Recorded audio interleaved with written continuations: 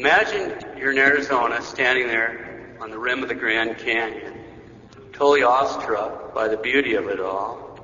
And as you're standing there, a man walks up to you and says, "It sure is beautiful, isn't it?" You say, "Yeah." "Wouldn't you like to take a flight and get a real close look?" "Yeah, sure."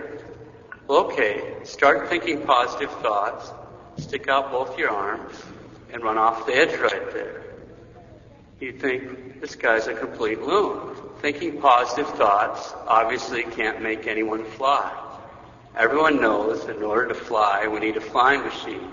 Doesn't matter how we feel about it, that's just reality. If we run off a cliff, whether we're thinking positive thoughts or not, it's still beyond our nature to fly. If we rely on our own natural powers to fly, we'll surely fall. That's also true in the spiritual life. See, there's a spiritual sort of gravity. If we rely on our natural power to try to fly off to heaven after death, we'll fall. It doesn't matter how we feel about it, that's just reality. The scriptures are clear. By nature, we are born children of wrath. We're members of a fallen race. Thanks a lot, Adam. By nature, when we die, our souls will fall. And naturally speaking, there isn't a thing that any one of us can do about it. So there's a parallel. Just as we fall bodily if we try to rely on our natural powers to fly off a cliff, so also we'll fall spiritually if we try to rely on our natural powers to get to heaven after death. There is one huge difference.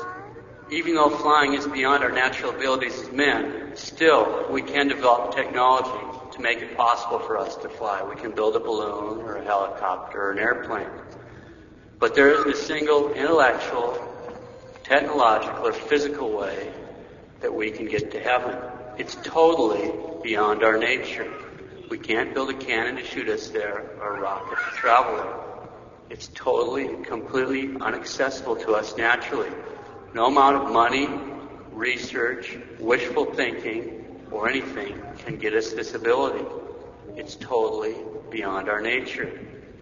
In order for our soul to get to heaven when we die, it has to receive powers above its nature, supernatural powers. This supernatural power can only come from God as His free gift, and we can only get it in this life. What are we saying? We're saying that if we die with this power, this supernatural power, we can fly to heaven. And once we get there, our soul can live the life of heaven. But if we die without this supernatural power, we can't get to heaven. And even if we could get to heaven, our soul couldn't live there. If we die with this power, we can get to heaven and live there. If we die without it, we can't. Which means that our soul will plunge into hell. The great Catholic author Frank Sheet commented that supernatural life is given to man in this life, and what a man does with it is really the primary story of his life. Everything else is incidental, on the fringe, of no real importance. When we come to die, we are judged by the answer to that one question: whether we have the supernatural life in our soul. If the answer is yes, then to heaven we shall surely go, for the supernatural life is the power to live the life of heaven. If the answer is no, then we cannot possibly go to heaven, for we could not live there when we got there. If we die with this power, we go to heaven. If we die without this power, we can't get to heaven. What is the name of this supernatural power? It's sanctifying grace. Grace means free gift. And remember, it's a free gift that comes to us from God. Now remember, there's more than one kind of grace. For example, there's actual graces. Actual graces give us the power to do supernaturally good acts. So actual graces supernaturalize the way we act. But sanctifying grace does not change the way we act. It changes our being. Sanctifying grace changes how we are. Sanctifying grace sanctifies us. It makes us be holy. Sanctifying grace is actually a created share in God's own life that He places into our soul to give us a new type of life, supernatural life, and that makes us holy. That's what St. Peter is referring to in 2 Peter 1:4 when he writes of us becoming partakers of the divine nature. Partakers of the divine nature. When we're in the state of grace, God has actually placed a created share of His own life into our soul, and it completely penetrates our soul, totally filling it with holiness. The great doctor of the Church, St. Basil the Great, compares our soul in the state of grace with a piece of iron placed in a fire. The iron represents our soul. The fire represents God. He points out that just as fire penetrates iron, so also grace penetrates the soul. Of course, as we know, iron is ordinarily hard and black and cold. But as St. Basil the Great says, quote, "The iron lying in the furnace does not lose the nature of iron, and yet, by being placed in the fire, the iron becomes fiery itself. It becomes penetrated by the whole nature of fire, and even assumes its color, warmth, and power."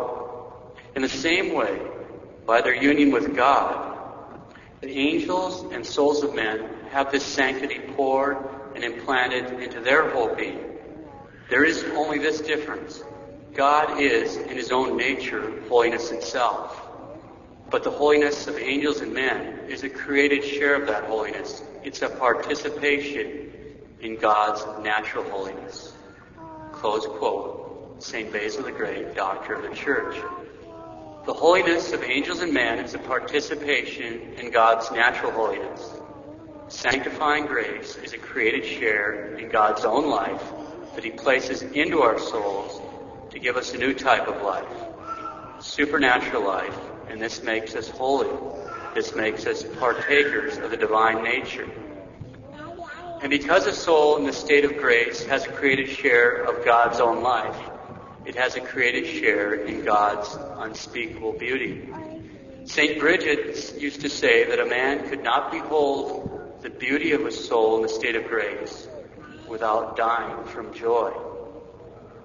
St. Catherine of Siena did survive after seeing a vision of a soul in the state of grace, but she said that she would willingly have given her life to prevent that soul from losing such beauty. In fact, St. Catherine used to kiss the ground on which priests walked, because through them souls obtain this beauty that's worth dying for, the grace of God. But despite the example of the saints, St. Alphonsus points out that men do not understand the value of divine grace. Men do not understand the value of divine grace. All right, what is divine grace worth? St. Thomas gives us the answer. The sanctifying grace in just one soul is worth more than the entire material universe and all it contains. Now just think about that. We've piled up all the riches in the universe. The teeniest amount of sanctifying grace is worth more than all that. And it's a free gift that God gives. St. Alphonsus says that sanctifying grace is an infinite treasure because it makes us worthy of the friendship of God. So grace is an infinite treasure which God gives freely, but as St. Alphonsus points out, men do not understand the value of divine grace. Hence, they exchange it for vanity, for little earth, or for a beastly pleasure. Our Lord Himself told us, "I came that they might have life and have it abundantly." What did He mean? He meant that He came to give us supernatural life. He came specifically to give us sanctifying grace. That's why He established the Catholic Church. In fact, the whole and entire purpose of the Catholic Church is to continue Christ's work through time, undoing the damages of original sin by bestowing or restoring grace to men's souls.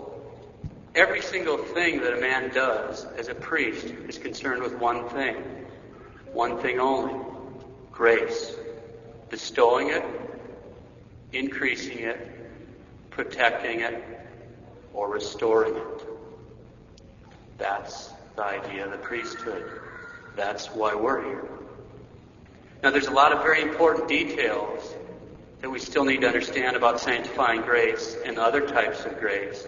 But for today, let's review. Because of Adam's sin, men fell from grace. Men are now born without sanctifying grace. Naturally speaking, there isn't a single thing we can do about this. And in order to live the life of heaven, we have to be supernaturally alive. We have to have sanctifying grace. If we die with it, we can live life of heaven. If we die without it, we can't. Everyone needs to burn this into his mind. The most important thing I will ever do is die. If I die with supernatural life, I can live in heaven. If I die without supernatural life, I can't.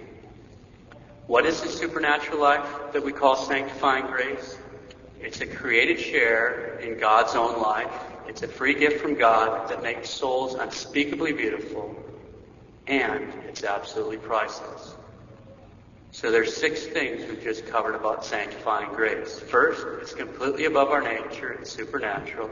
Second, it makes it possible to get to and live in heaven.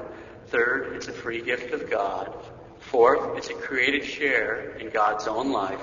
Fifth, it fills the soul with inexpressible spiritual beauty. And sixth, it's absolutely priceless. It's supernatural, gives the ability to live in heaven. It's a free gift. It's a created share in the divine life. Makes the soul spiritually beautiful, and it's priceless. Now we can see why our Lord is crying in today's gospel.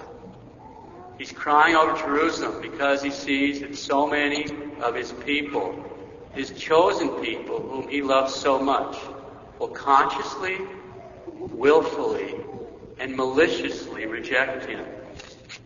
And in rejecting him, they're rejecting the only possible source of the supernatural power they need to get to heaven.